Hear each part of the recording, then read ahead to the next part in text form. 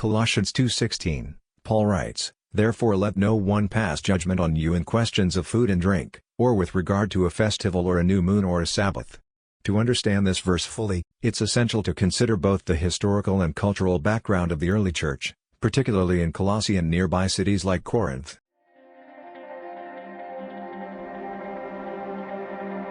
Corinth, an ancient Greek city-state located on the narrow isthmus connecting mainland Greece to the Peloponnese, played a significant role in the ancient Mediterranean world due to its strategic location for trade and its cultural richness.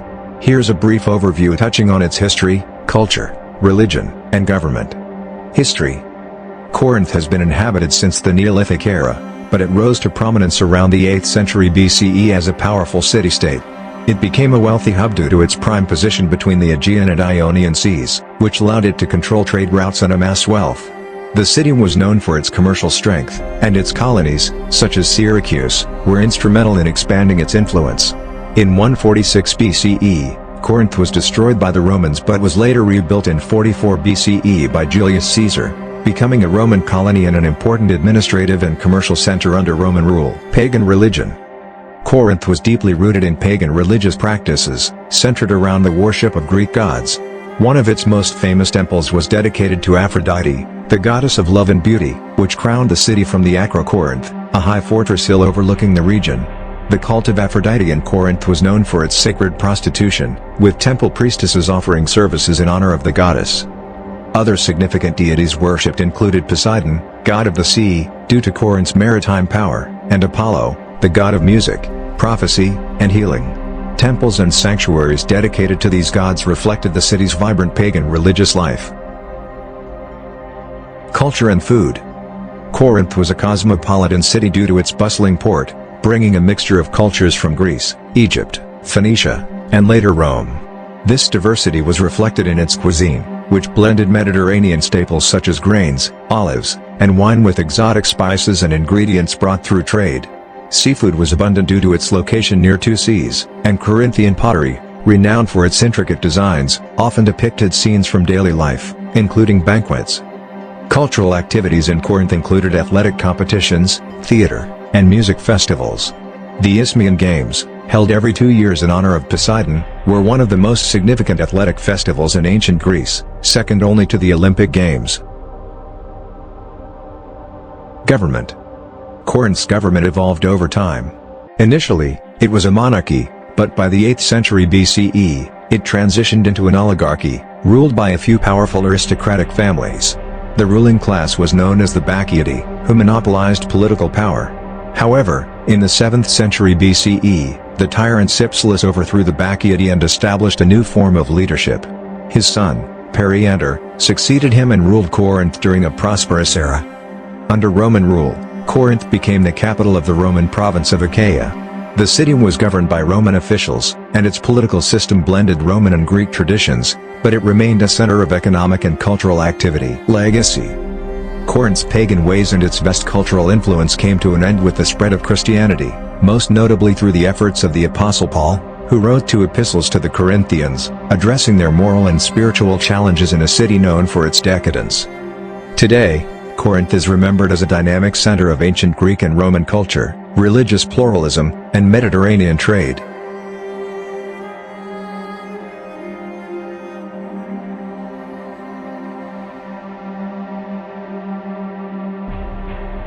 Context of Colossians 2 verse 16. Paul's letter to the Colossians was written to Christians living in Colossae, a city in Asia Minor, modern-day Turkey, not far from Corinth, which was a key city in Greece. The believers in these areas were facing external pressures from various religious and philosophical influences. Pagan and Greco-Roman influences. In cities like Corinth and Colossae, pagan worship practices were common, including the worship of various gods, emperor worship, and philosophical movements like Gnosticism, which influenced how people viewed the physical world, often seeing it as evil. These influences also led to judgmental attitudes toward Christian practices. When Paul says, "Let no one pass judgment on you," he refers to criticism or condemnation from outsiders, whether they be Jewish legalists or pagan neighbors.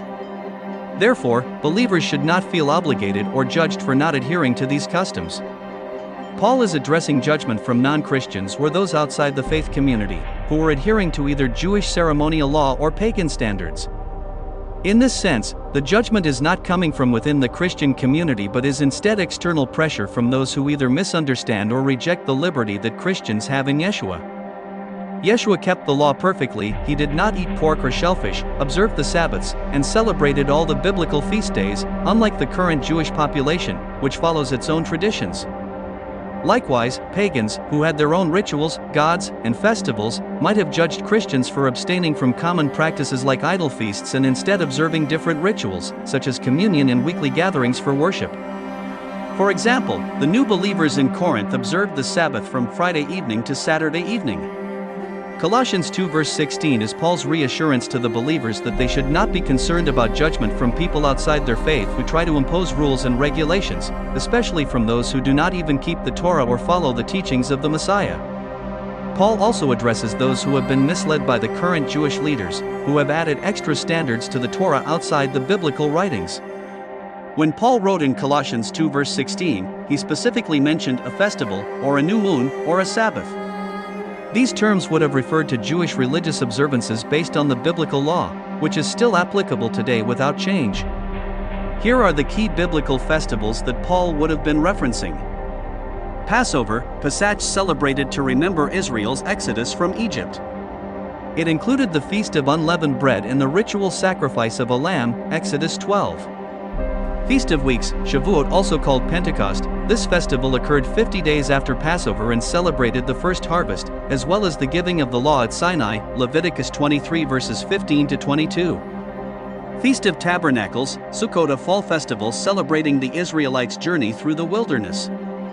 It included living in temporary booths to remember God's provision, Leviticus 23 verses 33 to 43. Day of Atonement, Yom Kippur, a solemn day of fasting and atonement for sins, where sacrifices were made for the forgiveness of the people's sins, Leviticus 16 verses 29 to 34. Feast of Trumpets, Rosh Hashanah, a sacred assembly marked by trumpet blasts and offerings, Leviticus 23 verses 23 to 25. New Moon Festivals, these were monthly celebrations marking the start of the lunar month, involving special sacrifices, Numbers 28 to 11-15. Sabbaths, the weekly day of rest, commanded by God for Israel, on the seventh day, Saturday. The Sabbath was meant for rest and worship, Exodus 20 verses 8 to 11. These festivals and Sabbaths were commanded under the law of Moses, only directed by God to keep until all things have passed away. Paul consistently emphasized that the righteousness of the law should still be reflected in a believer's life, as seen in his other letters. For example, he taught that the moral principles of the law, such as Romans 3 verse 31, do we then overthrow the law by this faith? By no means. On the contrary, we uphold the law. Romans 7 verse 12, so the law is holy, and the commandment is holy and righteous and good.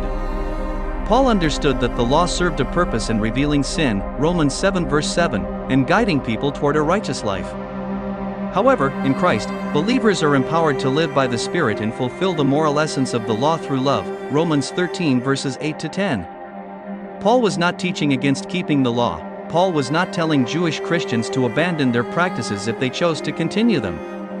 In fact, Paul himself, when the Apostle Paul began his ministry in Corinth around 50 to 52 AD, he encountered significant challenges, as the city was a hub of Greek and Roman culture, filled with pagan practices and philosophical ideas that clashed with early Christian teachings.